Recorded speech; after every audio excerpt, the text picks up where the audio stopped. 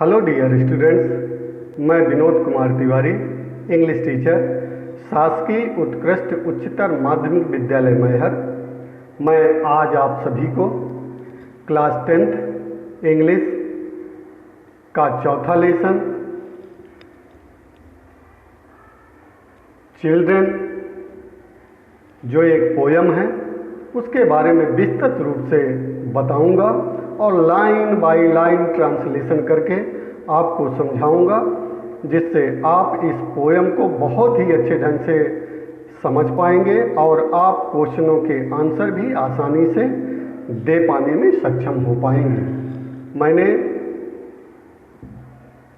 Lesson first, lesson second, lesson third का भी video बनाया हुआ है। इसी वीडियो के नीचे जब आप क्लिक करेंगे तो उनकी भी लिंक आपको मिल जाएंगी, और यदि आपने लेसन फर्स्ट, सेकंड, थर्ड का वीडियो नहीं देखा तो आप उसको भी देख लीजिएगा। आपको लेसन बहुत ही आसानी से समझ में आ जाएगा और आप बहुत ही ढंग से लेसनों को समझ पाएंगे, क्योंकि आज इसी माध्यम से हम आपको पढ़ा सकते हैं। क्लास में अभी आने के लिए कहा नहीं गया, इसलिए परेशानी है, तो आप यहीं से समझिए, आपको कोई दिक्कत नहीं होगी। चलिए हम लाइन बाय लाइन पोयम को पढ़ते हैं। जो डिफ़िकल्ट वर्ड होंगे उनकी मीनिंग भी मैं आपको बताता चलूँगा। डिफ़िकल्ट वर्ड्स की मीनिंग भी नीचे इसी वीडियो में दी गई है, आप उसको याद कर लीजिएगा या कॉपी पेन ले करके आप उसको लिख लीजिएगा। आप मन लगा करके अच्छे से पढ़िए ताकि आपसे ये बनने लगे, बहुत ज़रूरी है। Let's start the poem. Come to me O ye children, for I hear you at your play, and the questions that perplexed me have vanished quite away। First stanza है, बहुत ही सुंदर कवि ने शब्दों के माध्यम से लयबद्ध किया हुआ है। कम to me O E, Y ई का मतलब यहाँ यू है। चिल्ड्रन मीन्स बच्चे, हियर मीन्स सुनना, परप्लेक्स्ड PERPLEXED, परप्लेक्स्ड मीन्स होता है परेशानियों से घिरा हुआ, चिंताओं से घिरा हुआ। वैनिस्ड VANISHED, वैनिस्ड, वैनिस्ड मतलब गायब हो जाना, हट जाना। तो चलिए हम फर्स्ट स्टेंजा को समझते हैं अब। कम to me O E children, अरे बच्चों इधर आओ, मेरे पास आओ। For I hear you at your play, मैं तुम्हें खेलते हुए सुन रहा हूँ। तुम आज खेल रहे हो, तुम यहाँ पास आओ, मेरे पास आ जाओ।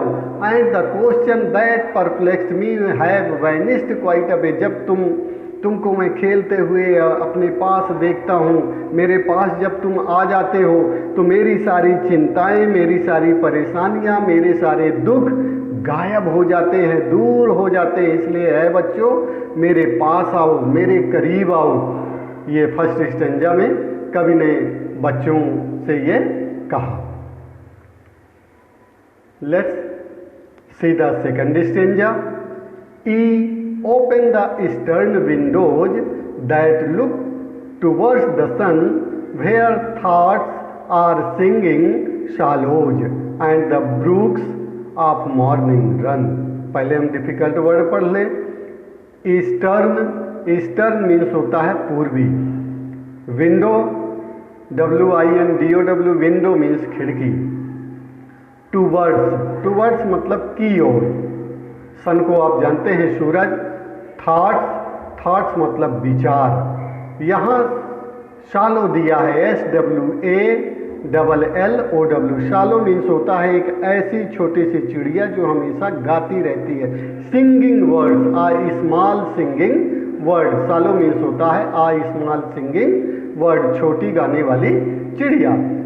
ब्रूक्स, BROOKS, ब्रूक्स मीन्स होता है छोटा नाला, जिसे हम छोटी नदी चाहे कह दे, वैसे नाला होता है ब्रूक्स मीन्स मॉर्निंग मीन्स सुबह। ठीक, चलिए अब हम लाइन बाय लाइन इसका हिंदी अनुवाद करते हैं।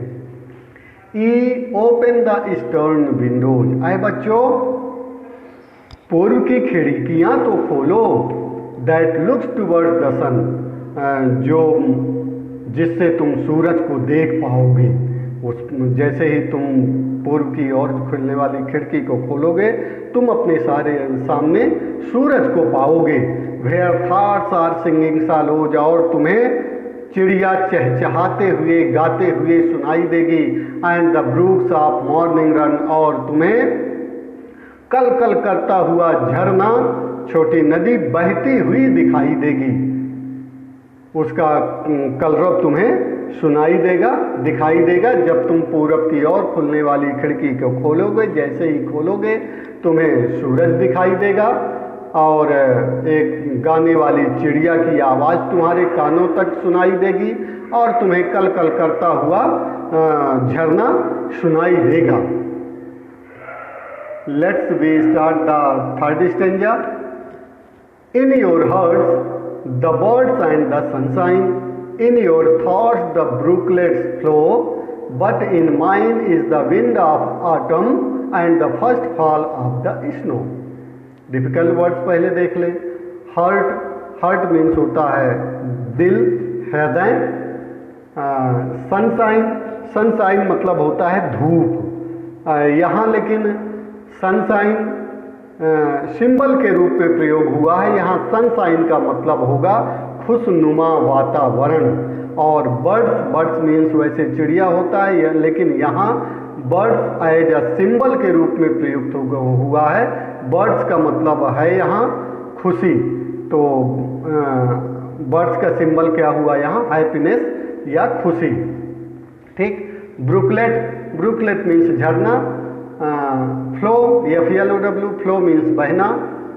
फिर चलते हैं autumn, AUTUMN, autumn. Autumn means होता है पतझड़, लेकिन आटम भी यहाँ एक सिंबल है। आटम का मतलब वैसे शाब्दिक अर्थ पतझड़ होता है, लेकिन सिंबल के रूप में यहाँ प्रयुक्त हुआ है। आटम का मतलब यहाँ है निराशा, दुख, दुख के रूप में यहाँ आटम का प्रयोग किया गया है।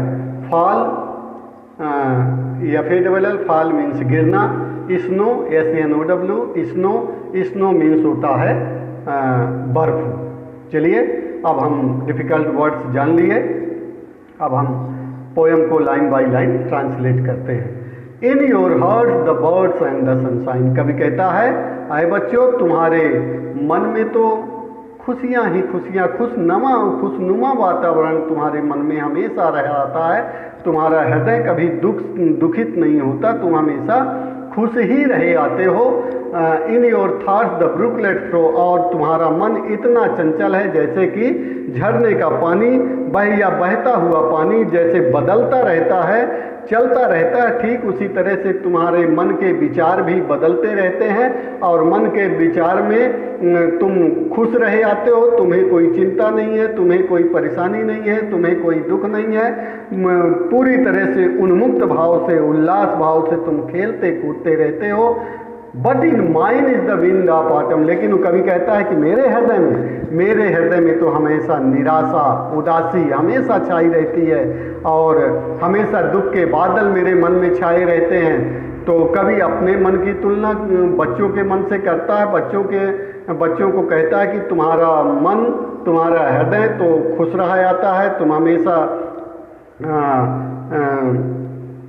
उन्मुक्त भाव से, चंचल भाव से विचारों को बदलते रहते हो, तुम्हें कोई चिंता परेशानी नहीं होती। लेकिन मेरे मन में हमेशा निराशा भरी रहती है, चिंताएं भरी रहती हैं और दुखों के बादल हमेशा घिरे रहते हैं। तो अपने हृदय की तुलना बच्चों के हृदय से करता है, तो बच्चों के हृदय को खुश बताता है और अपने हृदय को निराशा से भरा हुआ बताता है। Now see the next stanza. Come to me, O ye children, and whisper in my ear what the birds and the winds are singing in your sunny atmosphere. पहले डिफिकल्ट वर्ड्स देख लें इस स्टेंजा की भी। ई, Y, ई का मतलब होता है यू। पुराने समय में यू की जगह ई का प्रयोग किया जाता था। चिल्ड्रन मीन्स बच्चे। Whisper, WHISPER, whisper, whisper means होता है धीरे से आकर के कान में कहना कि दूसरा कोई न सुन पाए, केवल उसी के कान में आवाज सुनाई दे, तो उसे कहते हैं whisper. Wind, WIND, wind means हवा। फिर देखिए सनी, सनी मतलब खिली हुई धूप। एटमॉस्फियर, ATMOSPHERE, एटमॉस्फियर मीन्स होता है वातावरण। आपने डिफिकल्ट वर्ड्स जान लिया। अब हम इसको लाइन बाय लाइन समझते हैं कि क्या लिखा है। कम to me O E children, ऐ बच्चों इधर आओ, मेरे पास आ जाओ ना। And whisper in my year, और मेरे कान में धीरे से बता दो, कोई दूसरा ना सुन पाए, धीरे से बता दो कि what the birds and the winds are singing, धीरे से आकर के बता दो कि चिड़िया क्या गा रही हैं, हवा क्या गा रही है। मतलब तुम इतने खुश क्यों हो, अपनी खुशी का राज, अपनी खुशी का कारण आकर के मेरे कान में बता दो, ताकि मैं भी तुम्हारे जैसे खुश रह सकूं, बन सकूं, मेरा जीवन भी खुशमय हो जाए, मैं भी बिना परेशानी के अपना जीवन व्यतीत करने लगूं। तो मुझे वह राज बता दो आकर के। अगर सबको नहीं बताना चाहते हो तो मेरे कान में आकर के धीरे से बता दो कि क्या कारण है कि तुम इतने खुश क्यों हो। नाउ सीधा next stanza. For what are all our contrivings and the wisdom of our books when compared with your caresses and the gladness of your looks। Difficult words जान ले पहले। कंट्राइविंग्स का मतलब होता है गहन विचार विमर्श करके जो हम योजनाएं बनाते हैं, जिसे हम चतुर योजना कहते हैं। गहन विचार विमर्श करके जो हम योजनाएं बनाते हैं उसको कहते हैं contrivings. Wisdom, WISDOM, wisdom, wisdom means होता है बुद्धि या विवेक। Compare, COMPARED, compare, compared means होता है तुलना करना। अब यहां लिखा है केयरसेसेज, CARESSES। केयरसेस मीन्स होता है धीरे से, जैसे बच्चे गाल में चुम्बन करते हैं ना, तो जब चुम्बन करता है कोई बच्चा तो इतना आनंद आता है उसके चुम्बन में, जिसे हम धीरे से चुम्बन कह सकते हैं या हल्का चुम्बन कह सकते हैं। तो केयरसेस मीन्स धीरे से चुम्बन लेना, जो मन को गुदगुदा दे, मन को प्रफुल्लित कर दे, उसे हम केयरसेस कहते हैं। Gladness, GLADNESS, gladness, gladness means होता है खुश, खुशी। ठीक, जो भी डिफिकल्ट वर्ड्स थे हमने आपको बताए, इनको आप याद जरूर करिएगा। वर्ड पावर आप अपना बढ़ाइए, क्योंकि बिना वर्ड पावर के ना तो आप सेंटेंस लिख सकते, ना ही आप सेंटेंस को समझ सकते हैं, इसलिए आप अपना वर्ड पावर जरूर बढ़ाइए। फिर देखिए, देखते हैं अब लाइन बाय लाइन ट्रांसलेशन क्या लिखा है इसमें। For what are all our contrivings and the wisdom of our books. हमारी जो भी गहन विचार विमर्श के बाद जो भी हम योजनाएं बनाते हैं, और किताबों को पढ़ करके जो भी हम ज्ञान हासिल करते हैं, when compared with your caresses, जब हम तुम्हारे हल्के चुम्बन करने से जो हमको खुशी मिलती है, जितनी अधिक हमें खुशी मिलती है, और तुम्हारे प्यार भरी नज़र से जो हमें खुशी मिलती है, उतनी खुशी तुम्हारे चुम्बन और बच्चों के चुम्बन और उनकी प्यार भरी नज़र से जो हमें खुशी मिलती है उतनी खुशी ना तो गहन विचार विमर्श के बाद जो हम योजनाएं बनाते उससे मिलती, और ना ही जो हम किताबों को पढ़ पढ़ के ज्ञान जो हासिल करते हैं उस ज्ञान से मिलती। अर्थात बच्चों के चुम्बन और बच्चों की मुस्कुराहट भरी जो नज़र होती है उसको देख करके जितनी हमें खुशी मिलती है उतनी खुशी हमें किताबों के पढ़ने के बाद भी नहीं मिलती, और विचार हमें अपने विचारों में भी उतनी खुशी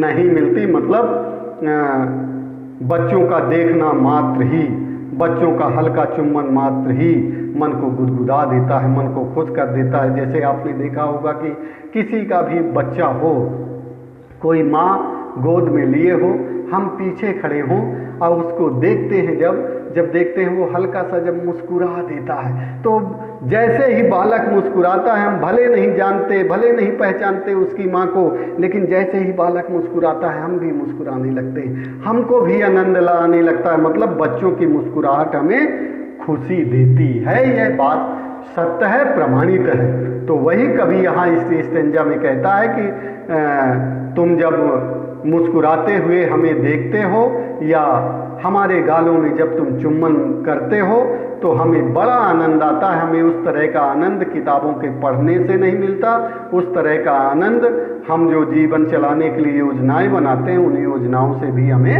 नहीं मिलता। Now see the last stanza of this poem, the conclusion of this poem. See E are better than all the ballads that ever were sung or said, for E are living poems and all the rest are dead. better than मतलब उनसे अच्छा। अब यहाँ एक word आया है ballad, BALLAD। Ballad means होता है कि ऐसी कविता या ऐसा गीत जिसे हम गा करके कोई एक कहानी सुनाते हो। गीत के माध्यम से जब हम किसी की कहानी सुनाते हैं उसे बैलेड बोलते हैं। जैसे आपने भी खूब सुना होगा एक कविता, इसे बैलेड ही उसे कहते हैं हम, कि खूब लड़ी मर्दानी वो तो झांसी वाली रानी थी, हर बोले बुंदोलों के मुख हमने सुनी कहानी थी। ये बैलेड है, उसमें झांसी की रानी का चरित्र चित्रण किया गया है। तो ऐसी कविता जिसमें एक कोई ना कोई कहानी हो उसे हम अंग्रेजी वर्ड में बैलेड बोलते हैं। पोयम ही होती है, वो एक कविता ही होती है। ठीक है। इभर, EVER, इभर मीन्स होता है कभी, पिछले कभी। फिर लिविंग मतलब जीवित। फिर एक शब्द यहाँ आया है, पोयम मीन्स आप जानते हैं कविता। रेस्ट, REST, बचा हुआ, शेष। रेस्ट का मतलब बचा हुआ या शेष। डेड मतलब मृत, जो मरा हुआ हो। ठीक, हमने डिफिकल्ट वर्ड सीखा। अब हम लाइनों में देखते हैं कि लिखा क्या है। E are better than all the ballads that ever were sung or said। आए बच्चों, तुम उस कविता से भी कहीं ज्यादा अच्छे हो जो कभी गाई या सुनाई गई होगी। उस कविता से भी तुम बेहतर हो, बहुत अच्छे हो। मतलब कविता जितना सुनने या गाने में आनंद नहीं मिलता उतना हमको बच्चों को देख लेने मात्र से आनंद मिल जाता। मतलब कविता में वो आनंद नहीं है जो बच्चों की मुस्कुराहट में आनंद है। तो यही कवि का भाव यहाँ पास यही है कि तुम उस बैलेड से, उस कविता से भी बेहतर हो जो कभी गाई सुनाई गई होगी।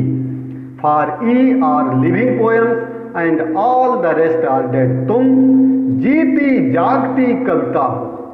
कहता है कवि बच्चों को कि बच्चों तुम तो जीती जागती कविता हो, बाकी सब कुछ मृत है, मरणशील है, तुम्हारे आगे सब बेकार है और तुम सबसे अच्छे हो। तो कवि बच्चों को सबसे अच्छा कहता है और बाकी सब चीज़ों को बच्चों के सामने बेकार कहता है। इस तरह से यह पोयम पूरी तरह से बच्चों के ऊपर डिपेंड करती है, बच्चों के लिए डेडिकेट की गई है कि बच्चों को सबसे अच्छा, सबसे बेहतर, सबसे सुंदर बताया गया है। कवि का भाव यह है कि बच्चे जब पास में होते हैं और वो जब खेलते हम खेलते कूदते हुए बच्चों को देखते हैं जब, तो हमारी सारी चिंताएं, हमारी सारी बाधाएं, हमारी सारी परेशानियां, दुख दर्द दूर हो जाते हैं। बच्चे विमुक्त होते हैं, हमेशा खुश नुमा रहते हैं, उन्हें कोई चिंता परेशानी नहीं होती। और जो गृहस्थ जीवन में जीने वाला व्यक्ति होता है, मैच्योर्ड व्यक्ति होता है, उसे चाहे वो जितनी योजना बनाए, कुछ भी करे, लेकिन वह चिंताओं से भरा हुआ होता है, दुख से भरा हुआ होता है, उसे हमेशा घोर निराशा छाई रहती है, उसे कुछ न कुछ फिक्र बना रहता है। कभी बच्चों को किताबी ज्ञान से बेहतर मानता है, कहता है कि किताबी ज्ञान बच्चों के सामने कुछ नहीं है, हमें उतनी खुशी किताबों को पढ़ करके नहीं मिलती जितनी खुशी हमको बच्चों को खेलते हुए मिलती है। अंत में कभी कह देता है कि कविताएं भी हमें उतनी खुशी नहीं देती जितनी खुशी बच्चे देते हैं, क्योंकि बच्चे तो जीती जागती कविता हैं, अर्थात जीती जागती खुश देने वाली कविता। बच्चे क्या हैं? जीती जागती कविता है, अर्थात हमें बच्चे जीता जागता हुआ खेलते कूदते हुए उतना आनंद दे देते हैं जितना आनंद हमें पोयम पढ़ करके नहीं मिलता है। ठीक है, इस तरह से हमने इस कविता को पढ़ा और इस पोयम के पोएट का नाम है H.W. लॉन्गफेलो। पोयम का क्या नाम है? चिल्ड्रेन। और पोएट का क्या नाम है? H.W. लॉन्गफेलो। इसको आप जरूर याद कर लीजिएगा, ये अक्सर परीक्षा में आया करता है कि write the name of the poem या write the name of the poet. इसलिए आप कविता और कवि का नाम जरूर याद कर लीजिए। Children H.W. लॉन्गफेलो। बच्चा कौन है? H.W. लॉन्गफेलो। ठीक, इस तरह से आप इसको याद कर लीजिए। यहाँ पास ये देखिए, आप वीडियो को पॉज करके ये जो डिफ़िकल्ट वर्ड्स हैं इनकी मीनिंग आप अपनी कॉपी में लिख लीजिएगा और इनको याद करिएगा। यहाँ डिफ़िकल्ट वर्ड्स की पूरी मीनिंग दी हुई है, तो इसको आप वीडियो को पॉज करके ज़रूर अपनी कॉपी में लिख लीजिए और याद कर लीजिएगा।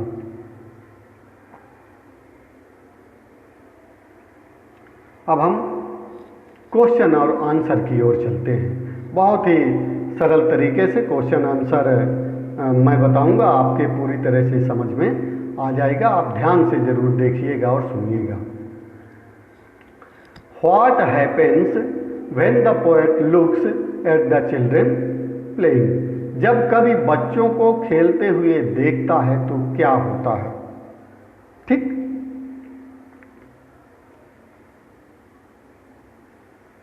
when the poet looks at the children playing, ऐसा आप याद करिएगा। ठीक है, इसमें कुछ दूसरी तरह से लिखा हुआ है लेकिन मैं आपको बताता हूं, आप कॉपी में लिख लीजिएगा। ये क्वेश्चन में ही आंसर है। देखिए यहाँ वेन से आप लिखिएगा, क्वेश्चन में ही आंसर है। मैं आपको टिक करके बता ही देता हूं।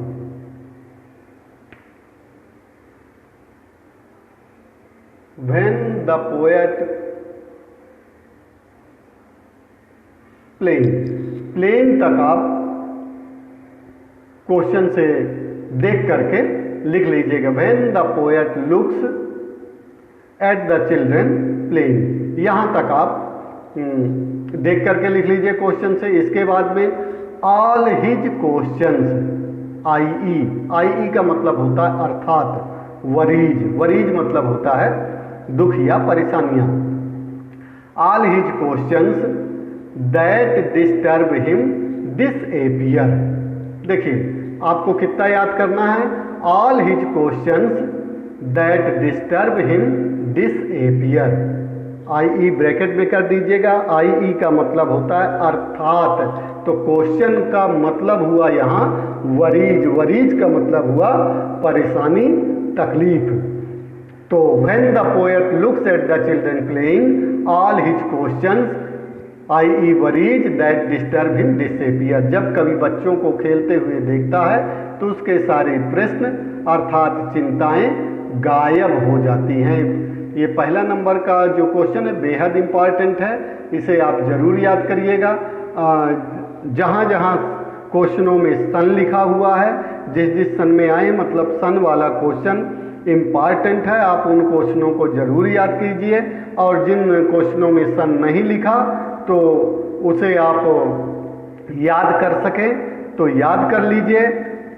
अगर आप नहीं याद कर पा रहे हैं, आपको ऐसे याद करना चाहिए सभी क्वेश्चनों को, लेकिन यदि आप में उतनी क्षमता नहीं है, आप नहीं याद कर पा रहे हैं, तो जिन क्वेश्चनों के बगल में सन दिया हुआ है कि किस सन में आया था, उन सन वाले क्वेश्चनों को आप जरूर याद करिए, फिर बाद में दूसरे क्वेश्चन से याद करिए। Now see the second question, where do the windows open. खिड़कियां कहाँ खुलती हैं? They open where thoughts are singing swallows and the brooks of morning run. वे वहाँ खुलती है जहाँ गाने वाले पंछी और प्रातःकाल के झरने बहते हैं। या आप इसको इस तरह से भी बिल्कुल छोटा सा आंसर बना सकते हैं, सुनिएगा और इसको कॉपी में भी लिख लीजिएगा। Where do the windows open, तो क्वेश्चन में पहले लिख लीजिए क्वेश्चन से द विंडोज ओपन, ठीक। हाँ, ओपन में एस और जोड़ लीजिए तो ओपन शो हो जाएगा। The Windows opens in the east, in the east. कितना आपको लिखना है आंसर? मात्र थोड़ा सा लिखना है, पहले क्वेश्चन से ही लिख लीजिए। The windows open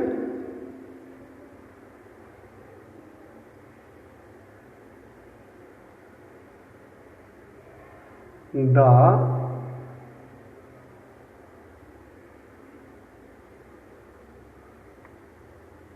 Windows opens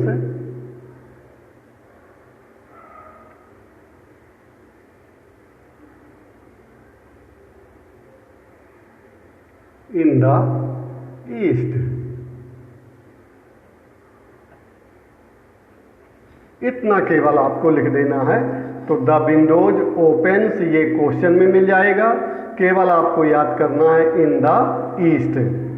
इतना आप याद कर लेंगे तो इतने में भी आपको बराबर, ये 2 नंबर का क्वेश्चन होता है तो बहुत लिखने की आवश्यकता इसमें नहीं है, थोड़ा सा भी लिखेंगे आप, इतना भी लिख देंगे तो आपको नंबर बराबर मिल जाएंगे। The Windows opens in the Windows, sorry यहाँ ओपन्स नहीं होगा, यहाँ ओपन ही होगा, क्योंकि यहाँ प्लूरल है इसलिए यहाँ ओपन्स नहीं ओपन होगा, ठीक है। The windows open in the east. Clear?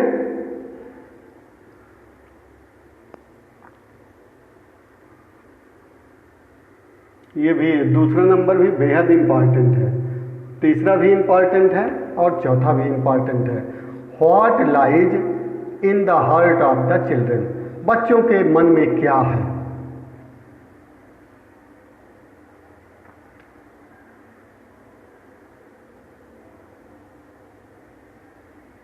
In their hearts there are the birds and sunshine. ठीक, in their hearts there are the birds and sunshine. या आप इस क्वेश्चन को दूसरी तरह से भी लिख सकते हैं।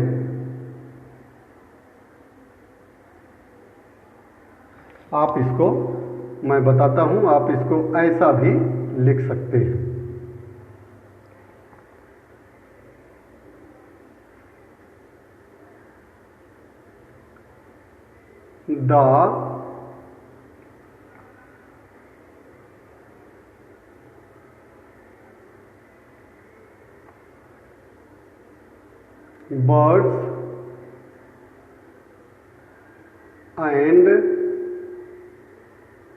The birds and sunshine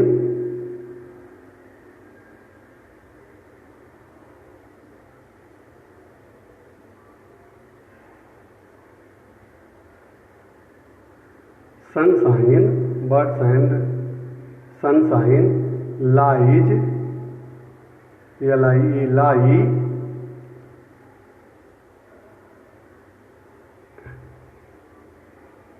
the birds and sunshine lie in the heart of children, lie in the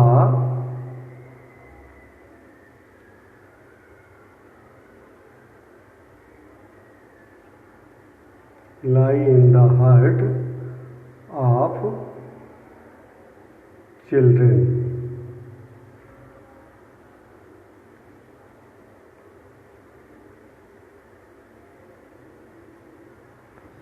ठीक, तो द बर्ड्स एंड सनशाइन भर आपको इसमें याद करना पड़ेगा, बाकी आपको क्वेश्चन में ही आंसर मिल जाएगा, क्वेश्चन में ही आपको मिल जाएगा। ये केवल आपको the birds and the sunshine भर याद करना पड़ेगा। Lie in the heart of children आपको क्वेश्चन से ही मिल जाएगा, आप इसको लिख लीजिएगा। Okay, clear? In the heart of children, देखिए यहां lie in the heart of children, ऐसा हटा दीजिएगा वहां से बस, ठीक है। अब नाउ सीधा question number 4, what does the poet compare to caresses of the children and their looks. कवि बच्चों के चुंबनों व उनकी नजर से किसकी तुलना करता है?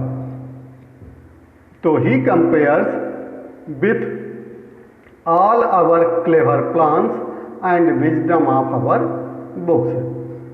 तो वह उनकी तुलना हमारी चतुराई पूर्ण योजनाओं एवं पुस्तकों की बुद्धिमत्ता से करता है। कभी तुलना करता है ना कि किताबी ज्ञान और गहन विचार विमर्श करने के बाद जो हम जीवन जीने के लिए जो योजनाएं बनाते हैं उनकी तुलना बच्चों के चुम्बनों से करता है। कहता है कि बच्चों का चुम्बन मात्र हमें बहुत खुशी दे देता है अपेक्षाकृत किताबी ज्ञान से।